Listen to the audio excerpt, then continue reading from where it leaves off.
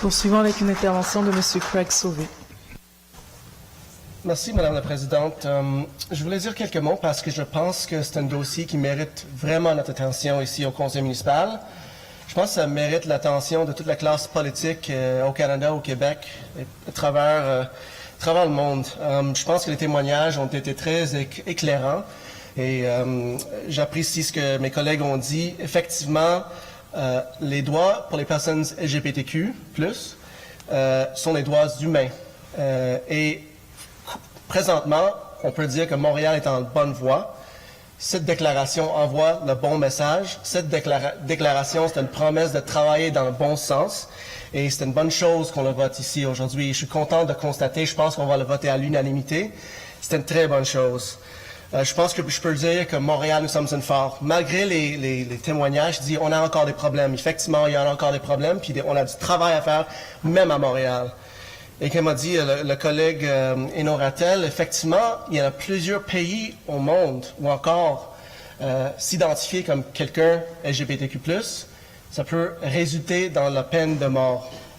Donc, il faut se battre pour les communautés LGBTQ+, à travers le monde encore, utiliser notre voix pour ça.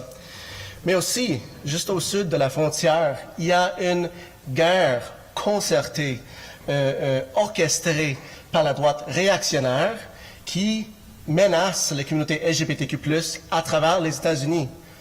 Je pense que l'an dernier, cette année, on voit plus de 250 projets de loi qui visent à discriminer les communautés LGBTQ+, dans les États-Unis. On se rappelle Caroline du Nord, en 2014, il y a le famous Bathroom Bill, puis ça a suscité beaucoup d'attaques contre c'était une attaque déjà contre la communauté LGBTQ+, surtout les personnes trans, pour forcer les personnes à utiliser les toilettes selon l'assignation du sexe et du genre à naissance, sur le certificat de naissance, mais aussi d'interdire aux autres municipalités en Caroline du Nord de faire les lois anti-discrimination. Imagine, c'était une loi qui était adoptée en 2014 en Caroline du Nord.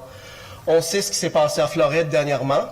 On s'en va beaucoup des Québécoises en Floride, mais eux, ils ont adopté une Don't Say Gay loi qui directement discrimine et veut éliminer la notion de parler de la communauté LGBTQ+, dans les cours d'école. C'est effrayant.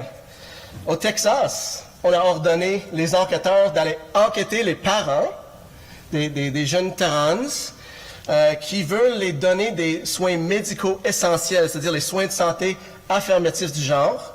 Ils sont enquêtés présentement. Même une cour a dit, une cour supérieure à Texas dit non, c'est pas permis. Quand même, ils persistent les signes. Imagine, c'est comme une Gestapo contre les parents des jeunes trans qui veulent aider leurs jeunes trans. Il y a en Alabama, on criminalise le soin de santé affirmatif du genre.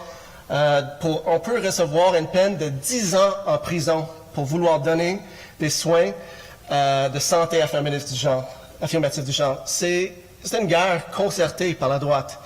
C'est très inquiétant et au Canada, on se dit on est à l'abri de ça, mais on sait que la droite réactionnaire au Canada copie beaucoup de ce qui se passe dans les États-Unis. Et donc, on doit mener ce genre de campagne, de sensibilisation, de travail politique. Nous sommes davantage des politiciennes et politiciens ici dans la salle pour dire non, c'est pas acceptable. Non, on ferait front à ça. On va confronter ça et jamais on va voir ça ici à Montréal. Puis on veut avancer, pas reculer. Et il faut mentionner brièvement, il y avait le projet de loi 2 qui on vient d'entendre, qui va avoir des amendements du Québec qui, pour changer la mention du sexe dans les documents officiels, et au début de quand c'était déposé, exigeait une chirurgie génitale. C'était venu au Québec en 2021.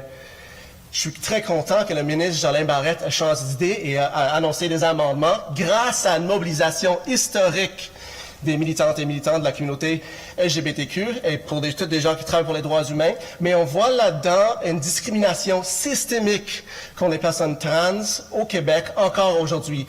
Donc, ce qu'on fait aujourd'hui, comme politiciennes et politiciens, il faut qu'on travaille continuellement, il faut qu'on se bat. Les droits qui étaient acquis par les droits humains par les communautés LGBTQ, par toutes les communautés à Montréal, sont pas juste donnés puis c'est fini. La bataille doit continuer puis il y a beaucoup de travail à faire. Donc, je voulais juste le mentionner aujourd'hui parce que c'est un dossier extrêmement urgent, je pense, en Amérique du Nord aujourd'hui. Merci beaucoup, Madame la Présidente.